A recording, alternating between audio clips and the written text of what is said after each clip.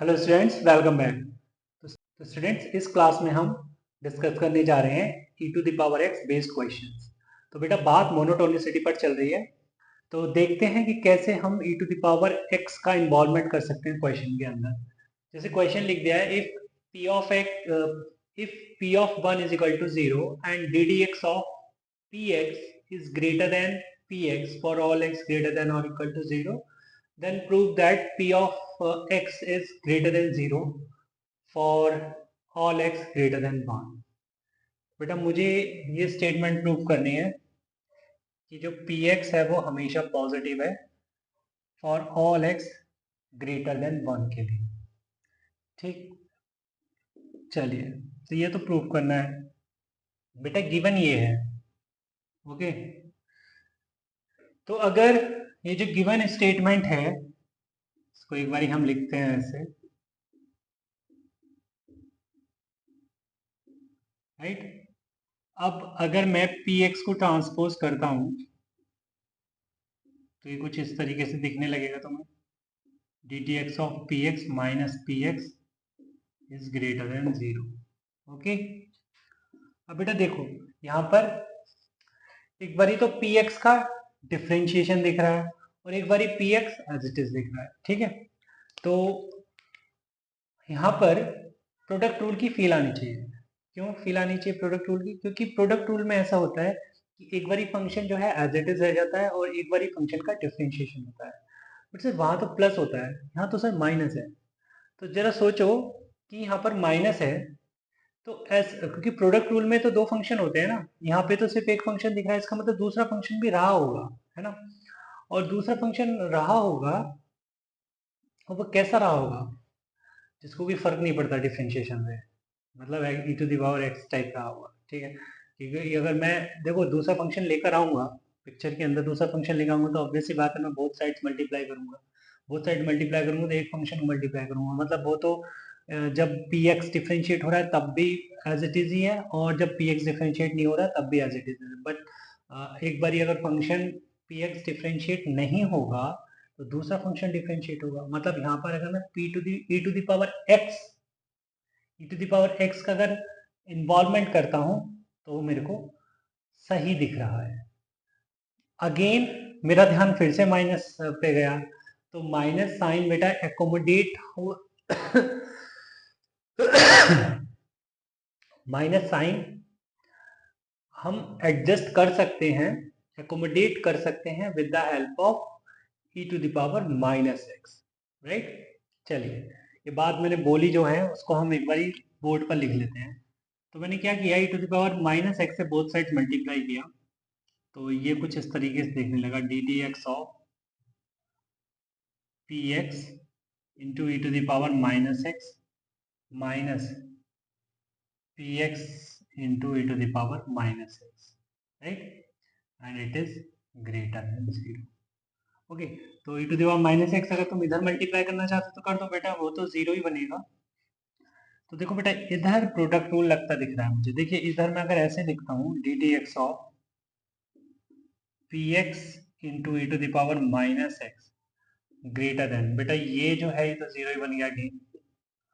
तो देखो अगर पी एक्स का डिफरेंशिएशन करूंगा तो e to the power minus x as it is रहेगा, और अगर मैं p to the power x sorry p of x को एज इट इज छोड़ता हूँ तो e to the power minus x का डिफरेंशिएशन होगा which is minus e to the power minus x. तो बेटा देखो ये तो लिख रहा है माइनस p x into e to the power minus x, मतलब ये चीज मुझे समझ आ गई सर। चलिए वेरी गुड बेटा, आगे चलते हैं। तो ये function d d x of something जो भी है ये greater than 0, it means what, p of x into e to the power minus x is increasing function. It means, और मैं कह सकता हूँ इज स्ट्रिक्टली इंक्रीजिंग फंक्शन।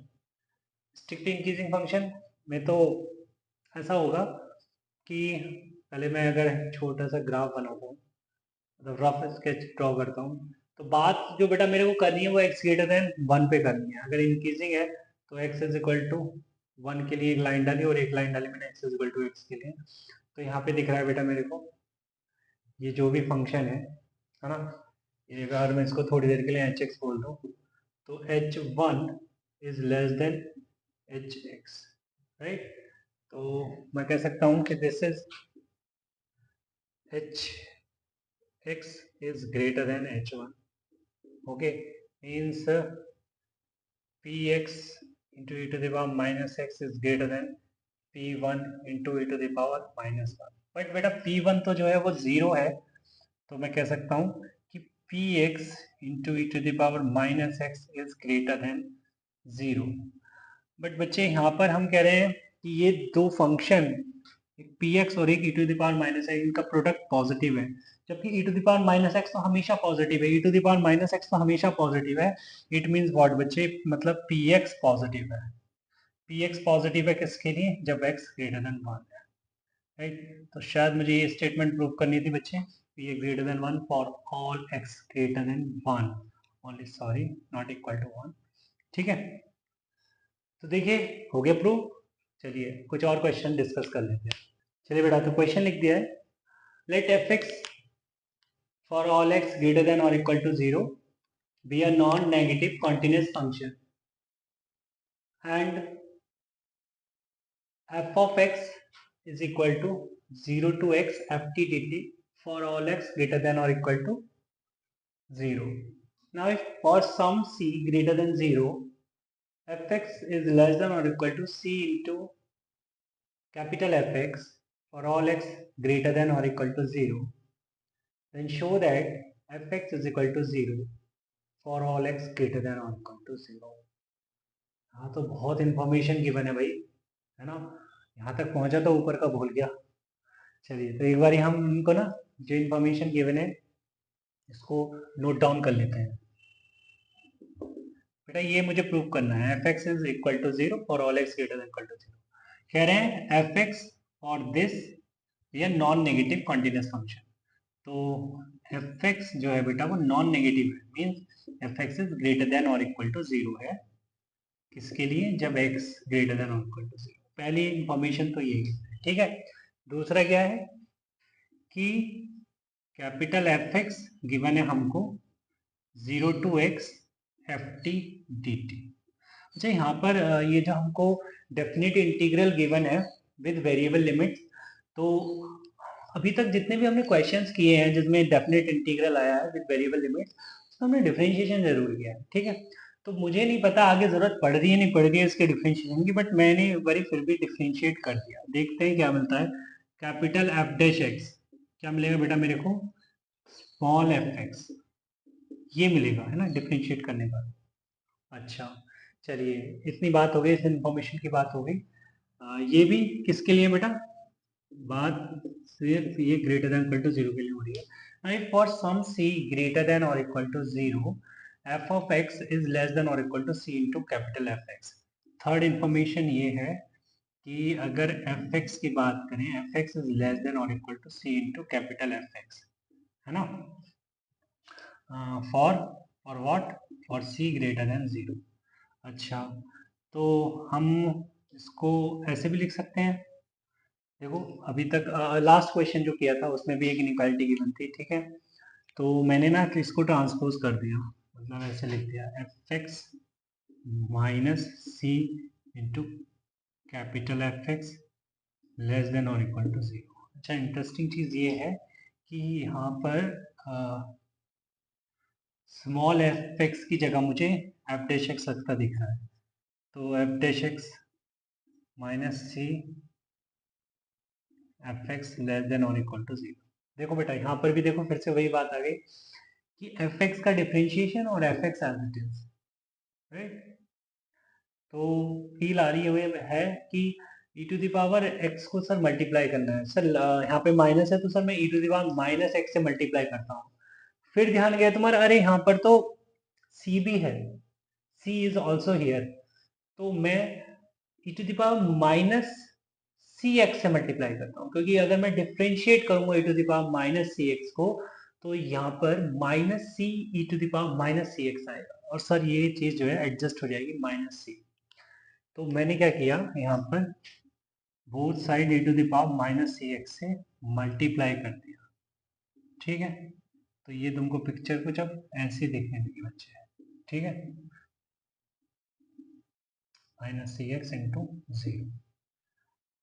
तो बच्चे अगर मैं e to the power minus c x to f dash x minus e to the power minus c x into c capital F x less than और इक्वल टू जीरो, सॉरी ये मैंने दो बार लिख दिया है, zero. Okay, e to the minus c x से multiply करते, तो ये बेटा देख रहा हूँ मैं यहाँ पे प्रोडक्ट रूल लगता दिख रहा है, और ये लिखा जाएगा d t x of e to the power minus c x into capital F x less than और equal to zero. Okay, e to the power minus c x into f x less than और equal to zero. मतलब मुझे समझ आ रहा है कि ये अगर कोई फंक्शन एच एक्स है अंदर ब्रैकेट में, ये जो ब्रैकेट में है ये अगर एच एक्स है, तो बेटा H x is decreasing function, decreasing function है, तो डिक्रीजिंग फंक्शन की फोटो कुछ इस तरीके से बनती है, राइट। बात हो रही है लेस देन और equal to, sorry greater than और इक्वल टू जीरो पे, मतलब ग्रेटर देन और इक्वल टू जीरो है तो कोई नहीं, हम इसको थोड़ा सा इस तरीके से बना लेते हैं, x equal to zero and x is equal to x. ठीक, तो मैं कह सकता हूँ कि यहाँ पर h x is less than और equal to h of zero. तो एच एक्स बेटा मतलब e to the power minus c x into capital F x is less than और equal to e to the power minus zero into f of zero. क्या मुझे f of zero given है? से last question में मेरे को p of one given था, but यहाँ पर मुझे f of zero as such given नहीं है, तो मैं पता कर सकता हूँ एफ एक्स के एफ ऑफ जीरो को पता कर सकता हूँ, हाँ इस इक्वेशन से पता कर सकते हैं। अगर बेटा मैं एक्स की जगह जीरो रखता हूँ तो एफ ऑफ जीरो मिलेगा, और यहाँ पर देखिए लिमिट जो है वो सेम हो जाएगी, it means f of zero is zero. तो मैं यहाँ पर लिख रहा हूँ कि also f of zero means integral zero to zero f t d t, क्या बना बेटा? जीरो। एफ ऑफ जीरो तो जीरो बना, इट मीन्स ये मेरे को मिला e to the power minus c x into capital F x is less than और इक्वल टू जीरो। अब बेटा यहाँ पे e to the power minus c x अपने हाथ खड़े करेगा, कहेगा मैं कभी नेगेटिव नहीं हो सकता, मैं तो ऑलवेज पॉजिटिव हूँ। तो इसका मतलब सिर्फ इससे क्या पता लग रहा है कि एफ ऑफ एक्स जो है वो लेस देन और इक्वल टू जीरो है, right.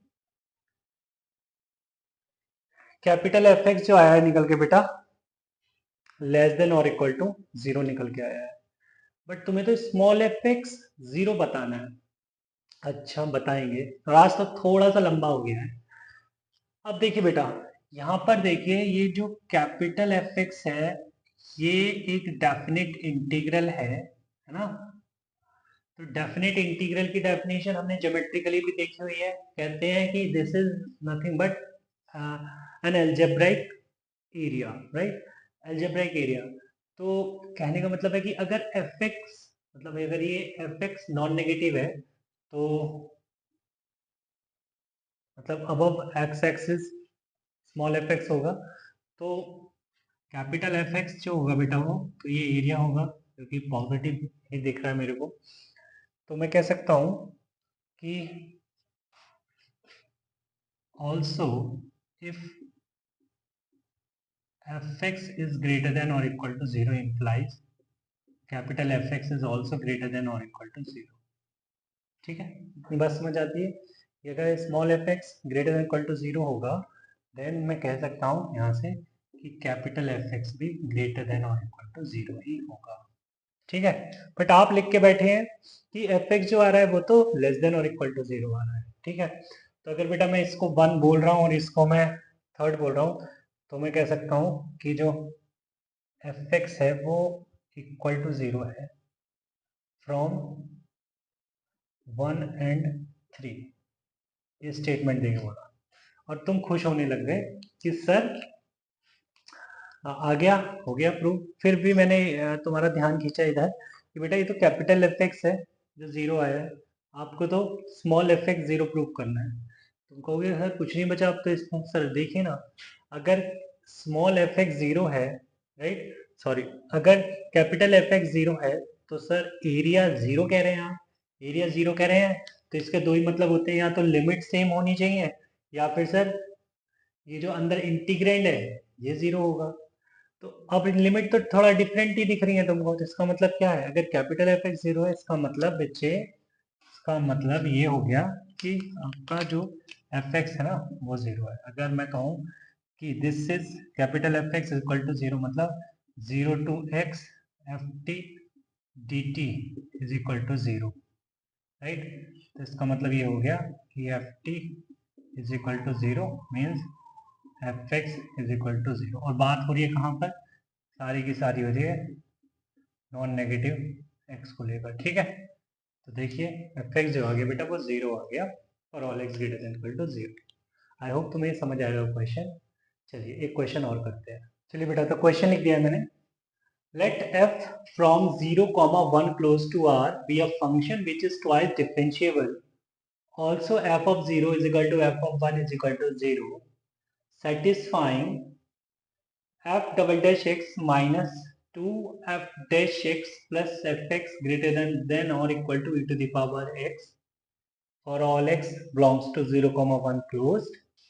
Then option A is fx greater than 0 but less than infinity. Option B is fx greater than minus half but less than half. And option C is fx greater than minus 1 by 4 less than 1.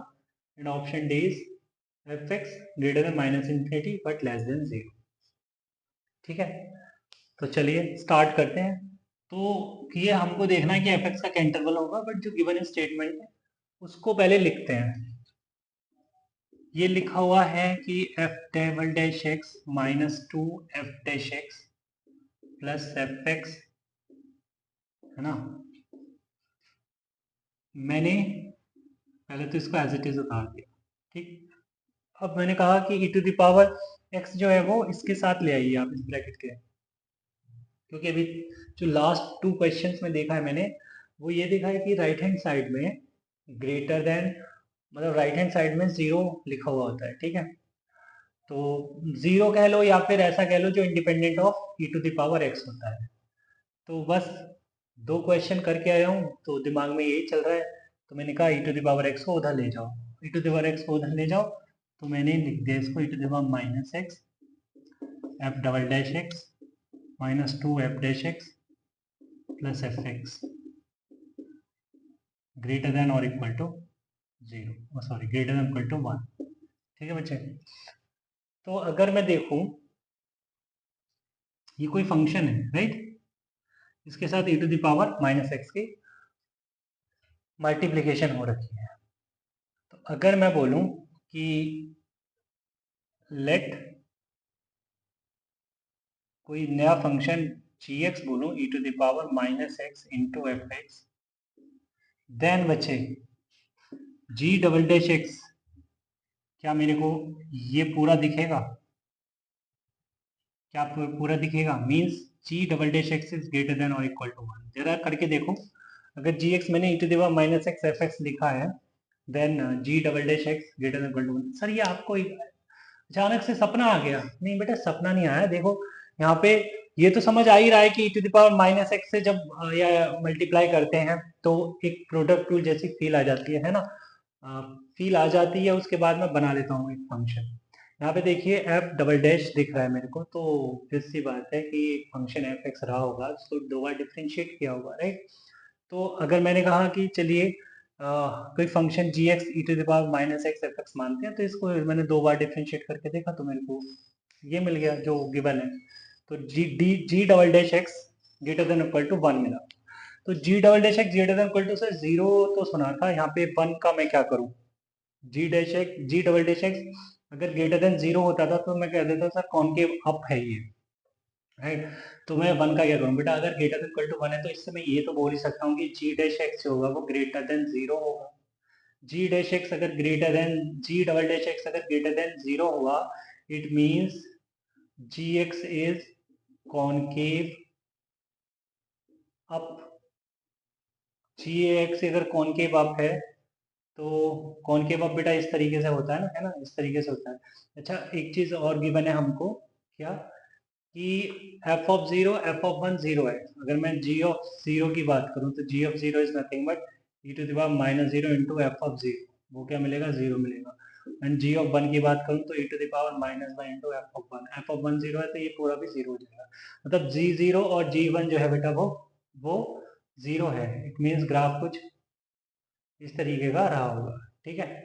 Concave up भी है और इन दो point से पास भी हो रहा है और कॉन्टिन्यूस है, तो ऑप्शन मेरे पास कुछ और बचता नहीं है, ठीक है। तो 0 0 है और 1 0, राइट।